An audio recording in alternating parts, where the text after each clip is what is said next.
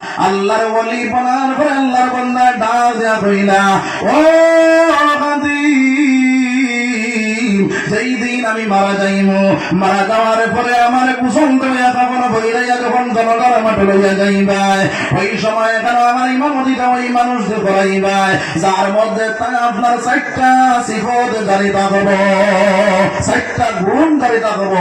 সুবহানাল্লাহ। আমার ভাই আমার বুজুর্গ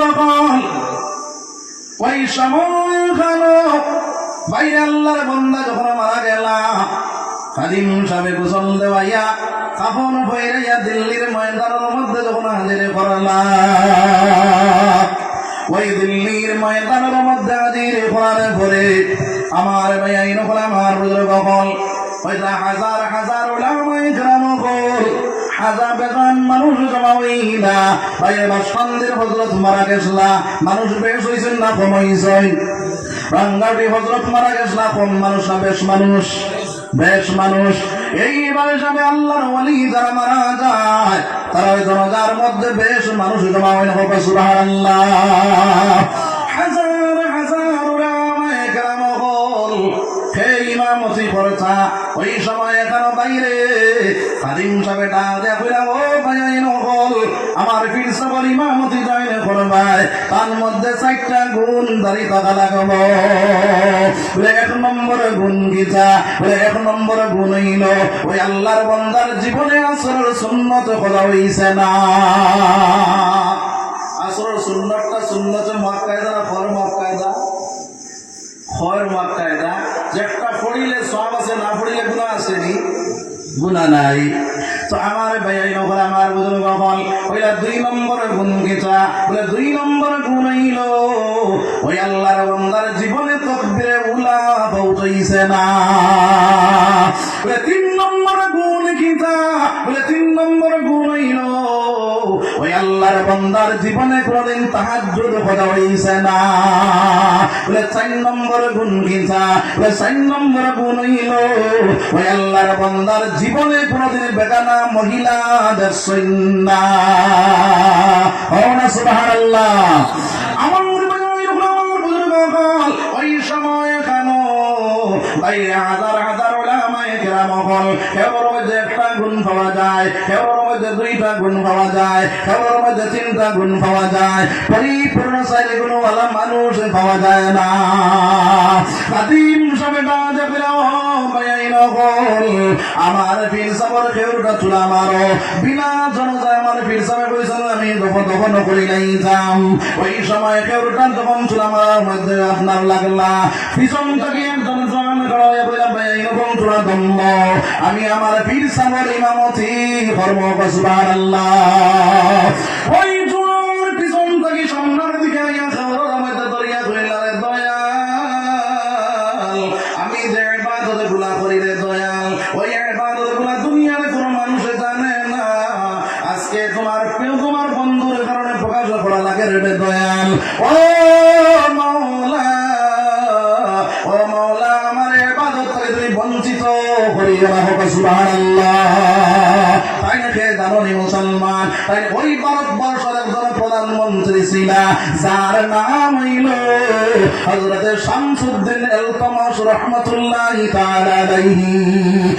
সুবহানাল্লাহ। ও মুসলমান, তখন করে ভারতবর্ষ শুধুমাত্র এখন তো দোকান আছে, দোকান নাই। তখন করে ভারতবর্ষের সঙ্গে শ্রীলঙ্কা ছিল, তখন করে ভারতবর্ষের লগে বাংলাদেশ ছিল, তখন করে ভারতবর্ষের লগে পাকিস্তান ছিল, তখন করে ভারতবর্ষের লগে মায়ানমার ছিল।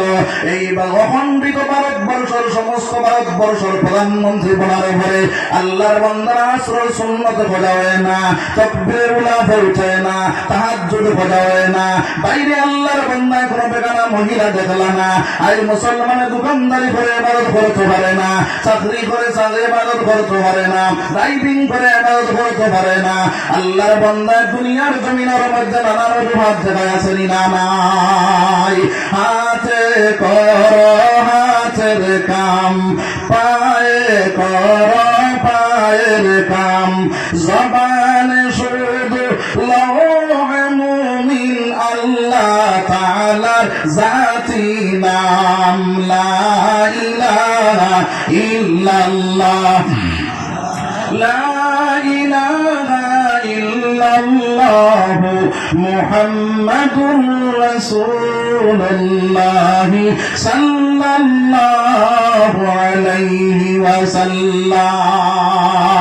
ও মুসলমান, এই দুনিয়ার জমিনের মধ্যে আল্লাহর ইবাদত বندگی করা যখন শুরু করে দিবাই, আমার আল্লাহ কয় বান্দায় তখন আমার ইবাদতের মধ্যে লাগি যাইব, আমার ইয়াদ করার মধ্যে লাগি যাইব, আমি আল্লাহ तमाम মখলুকাতের গোলাম বানাইয়া দিব। সুবহানাল্লাহ। তার প্রমাণ হিসেবে হযরত শেখ আব্দুল ওয়াহিদ রাহমাতুল্লাহি তাআলা আলাইহি বাইরে আল্লাহর বান্দা বহুত বড় দরজার ওলি।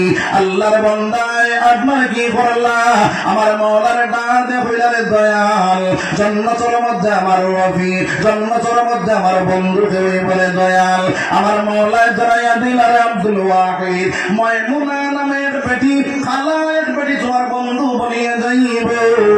আমার মাওলার ডাক দিয়ে আব্দুল ওয়াহিদ বললেন দয়াল, ওই বেটির আমি দুনিয়া থাকা অবস্থায় দেখি নাই চা। আমার মাওলার ডাক দিয়ে বললেন আব্দুল ওয়াহিদ, যদি তুমি সেই বেটিরে দেখতে চাও, সেই বেটিরে যদি পাইতে চাও, তাহলে তুমি আফ্রিকার দেশের মধ্যে চলিয়া যাও। আফ্রিকার দেশের মধ্যে যখন গেলা, ইয়া আপনার মানুষের জিজ্ঞাসা করলাম মায়মুনা নামে যে বেটি, ওই বেটির বাড়ি কোনটা, ঘর কোনটা? এই জায়গার মানুষ কই নাই বেটির বাড়ি নাই, ঘর নাই। এই বেটি আপনার অনির জঙ্গলের ভিতরে থাকে। আব্দুল ওয়াহিদ ডাক দিয়ে ভাইয়া এই নকল আমার সঙ্গে তোরা চলো, ওই বেটির কাছে আমি যাইতাম। সেই জায়গার মানুষ কইলা রে, ও বেটা, আমরা জঙ্গলের ভিতরে ঢুকি না, বড় বড় সাপ আছে আমরা ধ্বংস করিলাই, হাতি আছে ধ্বংস করিলাই, বাঘ আছে ধ্বংস করিলাই, এই জঙ্গলের ভিতরে আমরা ঢুকি না। আব্দুল ওয়াহিদ বলে, আমি তো যাওয়া লাগবো, আমি তো দেখা লাগবো। ওই জঙ্গলের ভিতরে ঢুকিয়া গেলা, ঢুকিয়া আপনার সেই মকসুদে মন্দির পর্যন্ত পৌঁছিলা, গিয়া দেখলা আল্লাহর বন্দি নামাজের মধ্যে খাড়া, ছাগল গুলায় ঘাস খায়। আল্লাহর বন্দি নামাজে পড়িতেরা, সাইরো দাঁড়া দিয়া সাইটটা বাগে ফাড়া দেয়। সুবহানাল্লাহ। বাগে ছাগল খায় না, ফাড়া দেয়, ঠিক খাইলাই না, ইনো উল্টা করবার না, উল্টো করবার দেখিয়া তাই তাক লাগি গেল, কইলা খিচারে ইনো আরো কোন মরমেলা শুরু হইল। নমাজ যখন শেষ করলা, আল্লাহর বন্দে ডাক দিয়ে কইলেন আব্দুল ওয়াহিদ, জন্নতের মধ্যে তুমি আমার রফিক হইতাই, বন্ধু হইতাই, এই জায়গার মধ্যে তুমি কি তার লাগিয়ে হিলাই? ওই বেটিয়ে আপনার যখন প্রশ্ন করলা, আব্দুল ওয়াহিদের মনের মধ্যে আইল, এই বেটি দেখা যায় আমার থেকে আরো হাত বাড়িয়া। সুবহানাল্লাহ।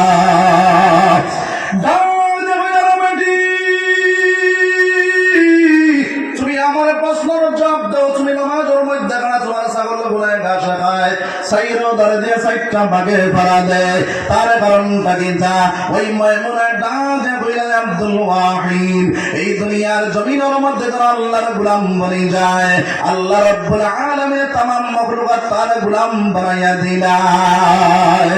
আমি যখন মাওলার গোলামের মধ্যে লাগি যাই, আমার মাওলা তার মখলুকাত দিয়া আমার গোলামি করায়। কওনা সুবহানাল্লাহ, জোরে কওনা সুবহানাল্লাহ।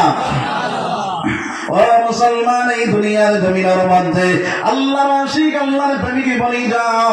আল্লাহ রাব্বুল আলামিন ফরমায়, ওয়া কানা হাক্কান আলাইনা নাসরুল মুমিনিন।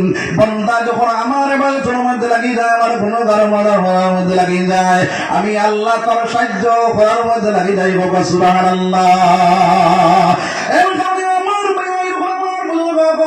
আল্লাহর সাহায্য যদি পাইতে চাও, আল্লাহ তাকে মদত যদি পাইতে চাও, ইমানটা মজবুত বানাও, আর আল্লাহর ডাকনেওয়ালা বলিয়া যাও। ইমানটা মজবুত বানাইয়া বন্দা যখন আল্লাহর দিকে রুজু হয়ে যাইব, আমার রব্বুল আলামিন তার সাহায্য করেনেওয়ালা বলে যাইব, আর আমার আল্লাহ যখন সাহায্য করেনেওয়ালা বলে যাইব। এই দুনিয়ার জমিনের মধ্যে কোনো বাতিল শক্তি নাই আপনার আমার ধ্বংস করতে ভাই পারবনি, পারবনি। বাচ্চা নাই তার প্রমাণ হিসাবে একটা করে আমি খেয়াল করি দাও বুড়া লাগলে করি বলে হুজুর বাপ ভালো নাই আমরা বুড়া লাগে ও আমি বাদ দিলাম ইনশাআল্লাহ আমার বাড়ির খোলাবার বুজুর্গ হযরতে শাহজালাল মুজাররদে মনি রাহমাতুল্লাহি তাআলা আলাইহি যখন সিলেটের জমিনের মধ্যে গেলা যে কলিমার দাওয়াত দেওয়া শুরু করলা বড় গোবিন্দ রাজা ডাকিয়া কইলেন শাহজালাল আমার দেশের মধ্যে তুমি রইতে পারতে না আমার দেশ থেকে তুমি বিতাড়িত হয়ে যাও হযরতে শাহজালাল মুজাররদে মনি রাহমাতুল্লাহি তাআলা আলাইহি ডাক দিয়া ওই সময় কালো বাইরে আপনার বসাজলার লগে বন্দুক আসলো নি রে ভাই বোমা আসলো নি বন্দুকও নাই বোমাও নাই সিলেটও ছাড়িলে না কি করতা ওই সময় তার মুরিদ মুজাহিদ করে টান দেখলে বাবা ওখন কেউ আসলে তোমার ধর্ম মাস থাকিয়া জীবনে আসর নামাজ খোঁজা হইছে না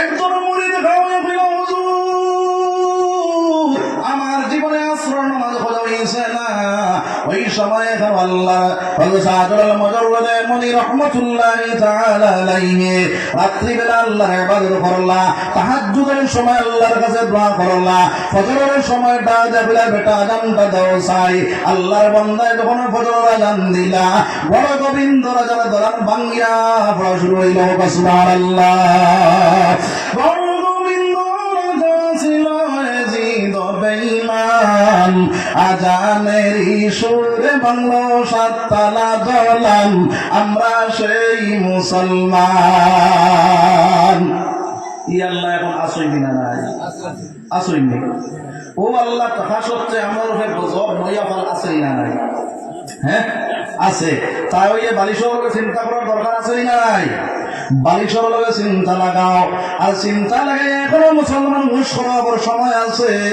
মুসলমানে হুশ করিয়া এখন ইমানটা মজবুত বানাইয়া আল্লাহর দিনের প্রতি আগে বাড়িয়ে যাও আমার আল্লাহ রাব্বুল আলামিন তোমার আমার সাহায্য করে নেওয়ালা যখন বলে যাইব তখন এই দুনিয়ার জমিন